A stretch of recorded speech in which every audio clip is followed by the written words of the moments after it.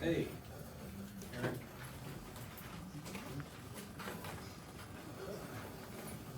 Second to get set up here.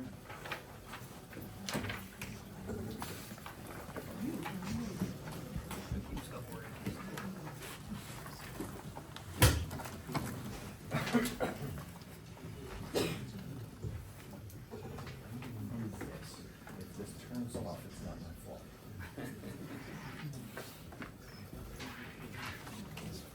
All right, for the members of the public that are here, this is another hearing, so we'll open the hearing on the application of Phoenix Capital Group LLC for a conditional use. And it's a conditional use pursuant to zoning ordinance section 350-198. And the property is 1308 to 1320 Farmington Ave. What I'd like to do is put a couple board exhibits into the record. So B1 will be the application. B2 will be the permit denial, which is an LTL letter dated January 15th, 2024. B3 will be the legal notice. B4 will be the proof of publication. And just for the public, just so you know, what will happen at this is a little bit of a quasi judicial matter. So we do have the court reporter, so we have to make sure that one person is speaking at a time. The procedures tonight will be that the applicant will put on their case, which point, whenever they have witnesses, the board will be able to ask questions of that witness, and then we'll allow the public to ask questions of that witness as well. Once the applicant is done, at that point, members of the public can be sworn in and present statements. So the first round will be questions only, and we'll stop you if you're trying to make a statement.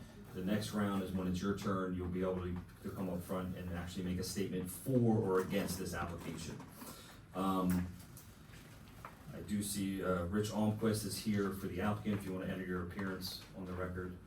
Richard Almquist, bar ID 333422, on behalf of Phoenix Capital Group, the applicant.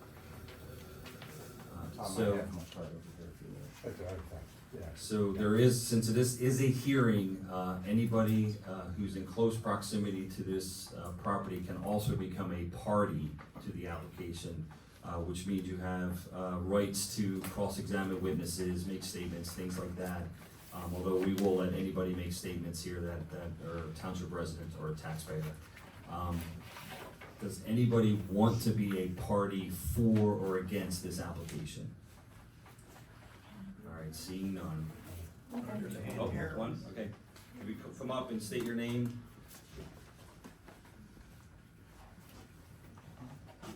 Rich Comer, 1303 Farmington Avenue,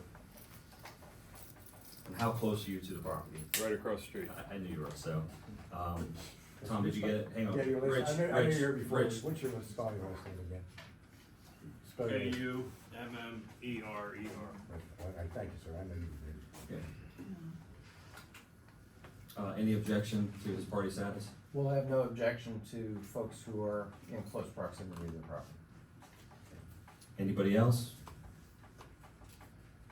All right, I don't see any this time, so, all right, and with that, so unless there's questions of the board, again, the procedures are, we'll let the applicant put on his case, and then the public to respond to it as well, but you'll have an opportunity once each witness ends to ask that witness questions. Mr. Holmquist, it's your floor. Good evening, Commissioners. Thank you for hearing us this evening. My name is Richard Almquist, on behalf of Phoenix Capital Group LLC, the applicant. Oh, Jeannie? Please speak into the microphone. Okay, thank you, Jeannie. Turn it up. You can slide it towards you if you need to. And there, thank you. Thank you. Is that better? Okay. Here on behalf of Phoenix Capital Group LLC, the applicant for the property located 1308 to 1320 Farmington Avenue, which most of you know is the Strogus flower shop and greenhouses. Phoenix is the equitable owner of the property by virtue of at least a purchase agreement, and therefore is the applicant. With me here this evening is Aaron Jones with Phoenix Capital Group. LLC. I'll introduce him to you in just a moment. The purpose of our being here this evening is that the proposed use for the property currently for the tenant is for a dog daycare. A dog daycare center. And the interpretation of your zoning officer is that this is not a use that's explicitly listed as a use permitted by right within the zoning district, but it falls within uses generally similar to the ones that are by right uses. And your zoning ordinance requires that if it's a use that's similar to one of the permitted by right uses, that it should be approved by conditional use, which, as you know, allows you to establish reasonable conditions to that conditional use approval.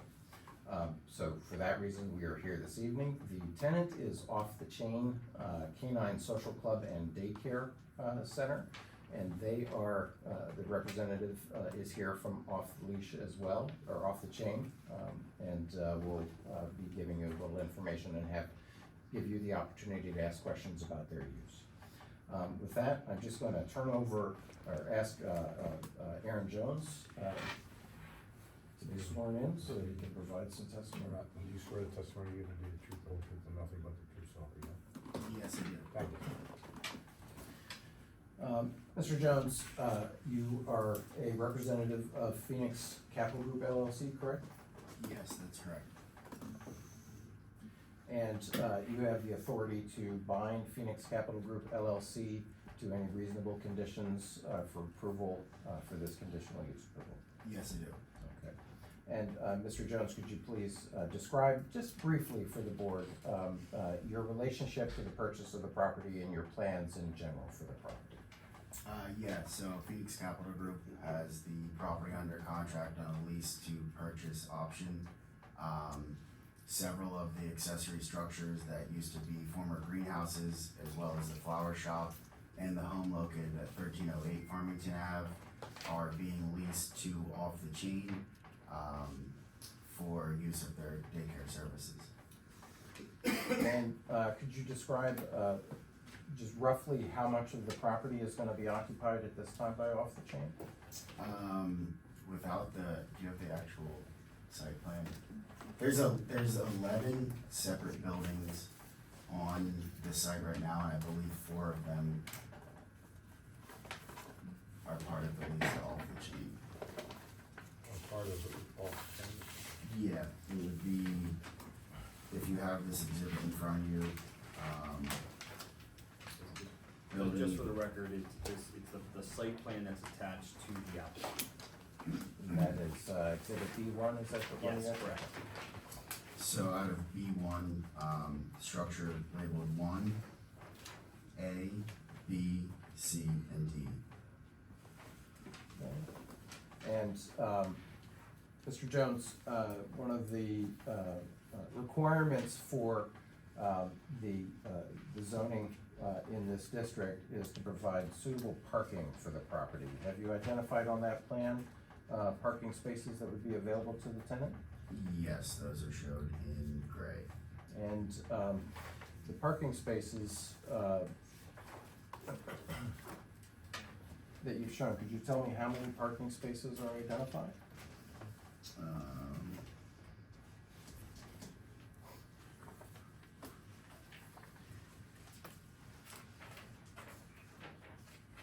28 shown, Okay. and they're, I believe 10 feet wide by 20 feet in length. Okay. Well, Mr. Jones, I'm going to hand you a copy of a document that I've marked for identification purposes as applicant's exhibit A1. Do you recognize that document? Yes. And could you read the title of the document that is at the top of the page? Land use 565 daycare center. And Mr. Jones, in evaluating the number of parking spaces that you needed to provide for this particular use, is this the land use from the parking generation manual of the Institute for Traffic Engineers that you selected? Yes. And is it correct that the daycare center use is the use that is most consistent with the type of use proposed by the tenant? Correct. And I'll refer to, Exhibit A of B1, which is the application. It's the narrative of the use. And I'm referring to the second page of Exhibit B1. It's B as in boy, then. B as in boy. Could you identify for me at the top, the number of spaces that would be required for the gross square, footage of the tenant, as well as employees, and the number of dogs? Yeah, a combination of all of them, we're coming up with a calculation between 25 and 28 spaces. And you've identified 28 spaces that you've provided for the use. That's correct. And, Mr. Jones, you have. Just give me a minute to get this up right here. Okay. As part of your renovations of the property, can you describe how employees of the flower shop, the available restroom facilities that were available for the employees of the flower shop in the past? Yeah, so the flower shop is, it's labeled with a B on it. In the past, they were using the restrooms in the homes, either on labeled 1 or 11. As stated, the lease includes the home, which is labeled 1, which has a restroom, and the tenant, and her employees, which are family members, would be using the restroom in that home labeled 1. And currently, are there any, the restrooms that are being provided are for employees only, is that correct? Yes, employees only.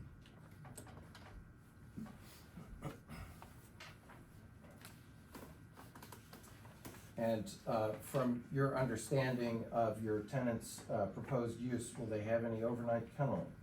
No overnight kenneling. And as part of the lease, are you willing to include that as a restriction as part of the lease terms? Yes. I have no further questions for Mr. Jones. Any, board members have any questions? Yeah, I do have a couple.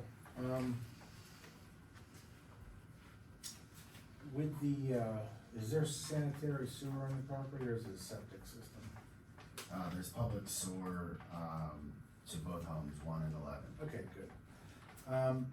In your narrative, page 2, the applicant contends, it says you'll be safeguarding the adjacent properties. What does that mean? How, or what is safeguarding against what and how? Yes, but.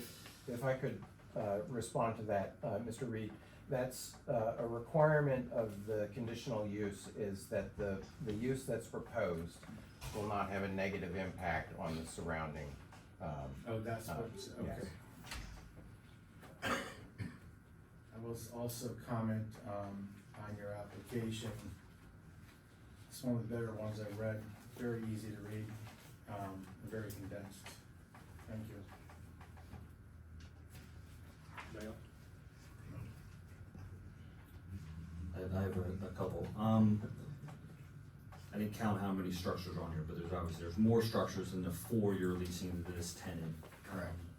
Are there uses either in those other structures or contemplated for those other structures? No, right now, there's a lot of leftover material from the old owner. Our plan, as a tenant, you know, our relationship with Adele would be to grow with her and help her grow her business, so we're not planning on putting anything in those other structures. They would be kind of placeholders if she continues to grow for her to do. So nobody lives in the other home, which is 11? Somebody does live in 11.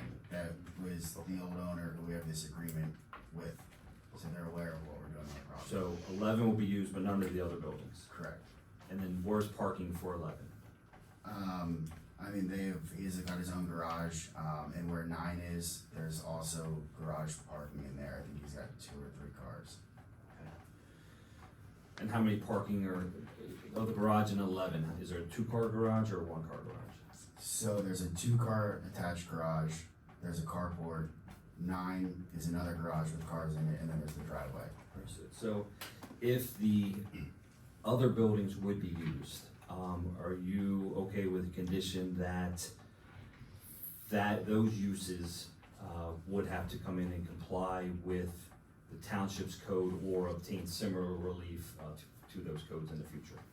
If it were a different tenant, or if we're giving them to her, do we still need to come back for it? A different tenant. Yeah, Okay.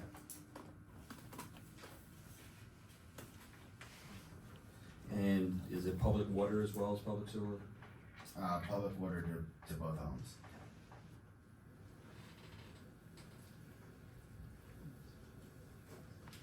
Alright, that's all I have. Is there anybody in the public that has questions for this witness? Mr. Coomer? Yes, I think that's your hand. I was wondering what You time, need to come up here so we can hear. I was wondering what time of day the operation is there for the, I think the next witness is the tenant, so I think, I don't want to step in your shoes, but I think the next tenant's gonna explain the actual use that's gonna Okay. occur there, so. And If you wanna wait, I have one more question. Aaron, I forget your last name, so I apologize for the familiar thing, Jones. So he'll be here, so if you overlap questions, maybe it's best, I'll ask your question, but he's not gonna leave, you're gonna be able to ask questions of whoever is the right witness when we're done, but go ahead. And I was also wondering, what business is in the 3-bay garage? Three bay garage is just storage right now. So that would be an additional tenant. I think his testimony before was it's leftover stuff from the prior tenant, or is it a different tenant? There's some of our stuff in there, but it's just storage in the garage. Okay. And when you say it's your, now getting it, when it's your stuff, what business is that? It was material from another building that we owned at 1200 East High Street in Pottstown. What building is that on the plan, just right now? It is the garage that is next to the home one. There's not actually a label on it right now, but it shows the 3 spaces in there. It's a 3-bay garage. So will that be emptied out prior to, No, if you, keep So going it's right. Where am I going, here? right next to number I'm going to 1, right? Keep going right. Keep going. Here. Those 3, yeah. Okay. so it's the garage with 3 parking spaces in it, it measures 35 by 41. Correct. Okay, so will your storage be out of there before this tenant moves in? If it needs to be out of there to meet the parking requirements, it can be. I think from your testimony, I'm just gonna tell you, for your testimony it does, cause you need 25 to 28, so those 3 get you to 28, so it would need to be empty. Those parking spaces would have to be available for this use. Okay. Okay, next witness, Okay, thank you, Mr. or Jones. if you redirect, I'm sorry, I didn't wanna. I don't have Okay. any redirect. Thank you, Mr. Jones. I'd like to call Adele, and I'm gonna let you give the last name. Adele, because- Spell it fast. Okay, do you swear testimony you will give the truth, all truth, and nothing but the truth, so help you God? I do. Okay, thank you. My name's Adele Muncy, M-U-N-S-E-Y. S-E-Y, A-D-E-L-E. Ms. Muncy, you're the owner of Off the Chain. Yes, sir. Canine Social Club Yes. and Daycare Center. I'd like for you to just describe for the board, your, business operation, and because there have been questions included, the hours of operation, the number of dogs per day. Okay. So I'm a retired vet tech of 25 years. They're retired from that field, for physical limitations to do a doggy daycare correctly in the way people deserve to have a doggy daycare done. My dogs are cage free. I do not have kennels. They're not kenneled at all during the day. They run free. We work with the dogs every day. We teach the dogs learn. They have their packs, they have their friends. You know, we try to give them the comforts of their own home while their parents are working. A lot of my parents work from home. Some of my parents work long hours, 12-hour days, and they don't want their dogs kenneled all day. So they found me. I opened 3 years ago. This year I was just awarded Montgomery County's Best 2024 in only 3 years of operation because of the way I do things. We open at 7 in the morning, we close at 6. We do not do overnight boarding. I'm very hands-on with my clients. It's a family, you know, we've come to really bond with each other. Their dogs are my priority. My son works with me. He is animal behavior certified. Paige is she's my daughter, and she is canine CPR certified, so the dogs it gives the parents peace of mind that their dogs are in the right place. There are other daycares in the area, you know, they do get kenneled throughout the day. They don't have the play groups, they don't have the structure that I run. I'm very strict, I do temperament testing. Every dog that comes in has to pass my evaluations. If they don't pass my evaluations, they don't attend, they're not allowed. I've upset people because I failed their dogs. If I can't touch your dog, they can't come. If your dog doesn't get along with another dog, then they can't come, and I'm not afraid to tell somebody, unfortunately, we're not a match for you. It's a safety feature that I offer. You know, when I was a veterinary technician, when we would see the damage at some daycares because they don't vet their dogs, they don't screen their dogs, the damage that can come in, I took it upon myself when I had to retire from that field and say, I'm gonna do this right and do what the community deserves. And I've grown quite a community and quite a following, because of the way I do things, because I'm not just money, money, money. I mean, it has to be a match, it has to be, because you can get hurt if you don't do it correctly. But I have quite a few of my families here, and where we originally started in Douglasville. I took over a building that was dilapidated. I put a lot of money into the building, and when the building was up to par and code, the owner sold it out from underneath me, and he gave me the boot. So then I moved to Pottstown and tried to make a location work, and it was a little bit of a difficult area, but I made it work. We still got that award for this year. You know, we persevered through, and I was looking for a permanent location, and this location offers everything that I need. It's centrally located. A lot of my families are families in this community. It opens the door for other families and for me to branch out to more of this community, because there's a need for it. You know, so we're looking for the permission to be able to open, to continue what we're doing. Because the family, they need me, and I need them, to be quite honest. We'll go a little crazy right now without them. Thank you, Ms. Mussey. You had mentioned that your son and your daughter are employees. How many employees total do you anticipate to have? Right now, it's just me and my kids. So 3 employees So, total. yeah. And then, you mentioned that your, hours are from 7 AM to 6 PM generally. Could you describe the time of day that, most, people would be coming to drop off? Our drop-off is between 7 and 9. We open at 7 because some of my families need to be at work by 7:30. Most of my clientele does not arrive until after 8. Before 9 o'clock, they have to be at school, because all the dogs have to be on the same playing field. If you bring dogs in staggered throughout the day, it can create chaos. So we have a cutoff at 9 o'clock. If they don't come in at 9 o'clock, then they have to reschedule for a different day. Dogs start to go home about 3:30. Most dogs are gone by 5. You know, we have a couple of stragglers, families that come from the King of Prussia area to come to my daycare to pick up. So they get done work at 5, they get to me, and that's why I'm open till 6. But most of my families are picked up by 5:30. So from your description, most of the dogs are, dropped off by 9 AM and they just sort of periodically leave throughout the day, is that so? They do. I have no further questions for Ms. Muncy. Is there a maximum capacity for dogs? Clients? Our max, that my cutoff is 35. 35. That's a lot of dogs. It's 10 per person. I was gonna ask that, is there a maximum amount of dogs?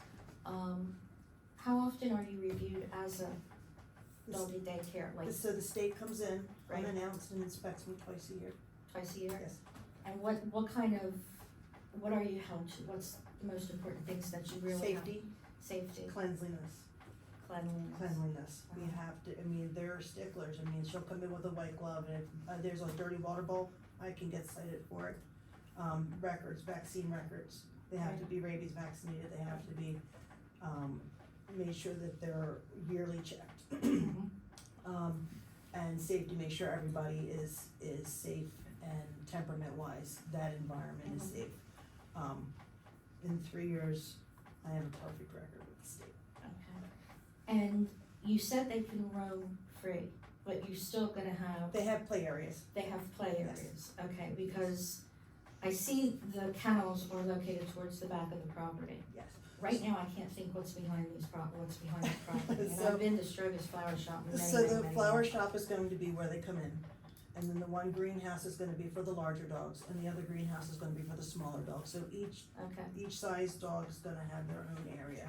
alright, Even though, believe it or not, I can have my own personal Boston Terrier who's 10 pounds, can hang out with our 175-pound Great Dane because we do such a good job at vetting our dog. okay, you shouldn't have said Boston Terrier, they're my favorite. I should have brought her, she would be sitting on my lap, or on yours. Please, no. I've had 3. Noise. Is there, the noise is what concerns me for the surrounding neighbors. So surprisingly enough, and a lot of people are really surprised at this, because they're not kenneled, their barking isn't excessive. They bark sometimes when they play, you know how they throw a ball and they get excited, but because they're not kenneled or confined and we're with them, Mhm. they don't. If you went on Facebook and you were to follow us and you look at our videos, at 12 o'clock, you will see the video of all the dogs sound asleep, all together, because they're interacting. You know, they're not, hey, let me out. I do have a couple of devices. There's 2 ultrasonic bark boxes, and if I have somebody who's deciding to be a little noisier, then I just have to hit a button and it lets out a sound that they hear and it stops them. You know, so I have some safeguards in place, and, you know, the state knows that I use them, and she says, most places try to use them, but they bark, but they're in kennels. And we don't kennel, and she has come in and she has sat down, she's like, I don't know how you do this, but they're quiet, and I don't understand. Is it because they're interacting? They're busy, we do bubbles, I mean, I made arts and crafts, we did paw print arts and crafts for Christmas. I mean, we're constantly interacting with these dogs, they are not left by themselves at all. Okay. Alright. I- Yeah, I alright. just have one question. How many days a week is your doggy kennel going to be open? So Monday through Friday is when the daycare opens. And then on Saturdays and Sundays, there's only a couple of hours that, you know, the parents wanna come and they wanna talk with me to see how the dogs are doing, and, you know, they'll come and they'll hang out for a little bit just to get a feel on what their dogs see throughout the week. But it's usually like from 11 to 2 on a Saturday, but Sundays we're closed and it's only Monday through Friday for daycare. Thank you.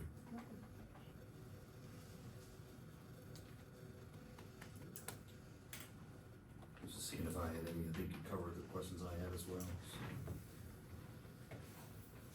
I think the only thing, and this may not be for you, but if you know the answer is great, what I don't think I got was the square footage. We talked about parking, it was and I just don't have A1 as well. If it's on A1, you can submit that to me and I'll have it then.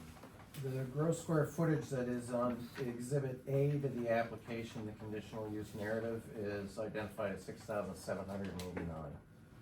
89. And that's the analysis you did with the parking then on A1? Correct. Thank you. Mr. Coomer, do you have any questions of this witness? No, what she said sounds great. Okay. Okay. Just one, I'm finished with Ms. Muncy. Just for a quick summation, the applicant is here because, you know, they're complying and they intend to comply with the zoning ordinance. As you heard from the testimony of Mr. Jones earlier, the applicant is willing to comply with the zoning and the saldo requirements for any future tenants that may choose to come in other than off the chain. One of the items I wanted to point out is that the applicant has requested that the township waive the requirement for a traffic impact study, which is one of the items listed on the conditional use requirements. And this is because based on the use that's proposed, the applicant believes that the that the use proposed is similar to the prior use for this shop and won't result in any additional traffic over what was present there. Again, as stated in the application, we believe that this application complies with the regional plan, as well as the township's open space plan. We also believe that it complies with the measures to protect the surrounding properties, and so that granting this use to the applicant won't have a negative impact on the neighboring properties and their ability to use their property. And with all of that, we request that the commissioners grant the conditional use to Phoenix for off the chain. Thank you.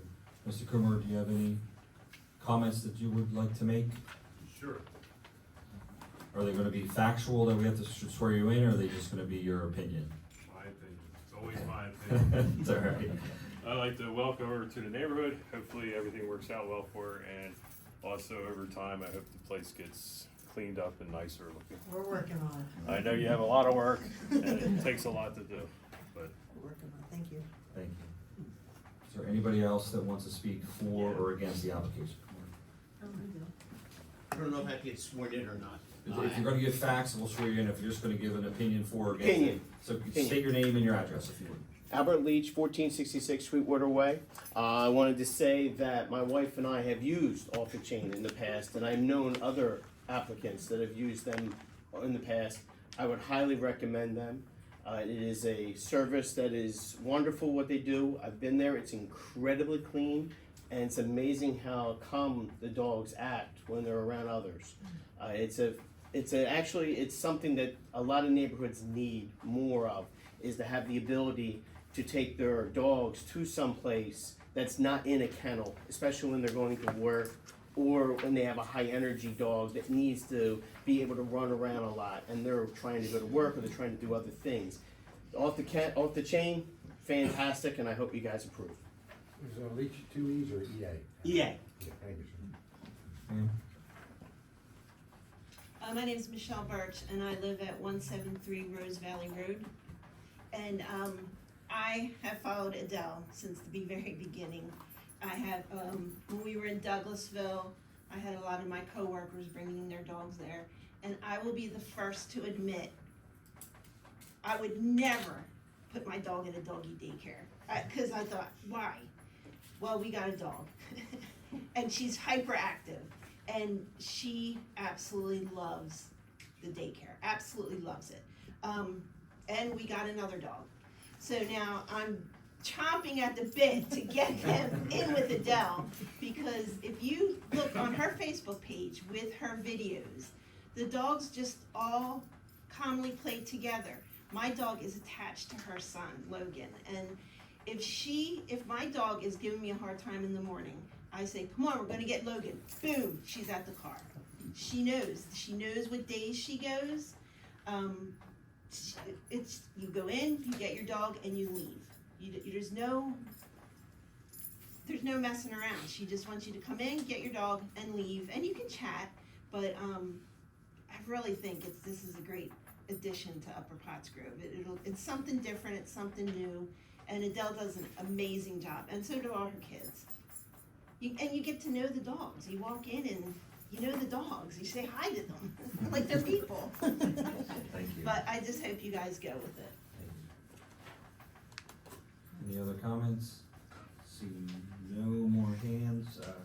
Be appropriate to have a motion to close the hearing. First, I'd like to move for the admission of exhibit A. They're accepted. Thank you. Is that copy for me? Yes. Yeah. Do you need one? If you have one, I'll take it. Yeah, I got it.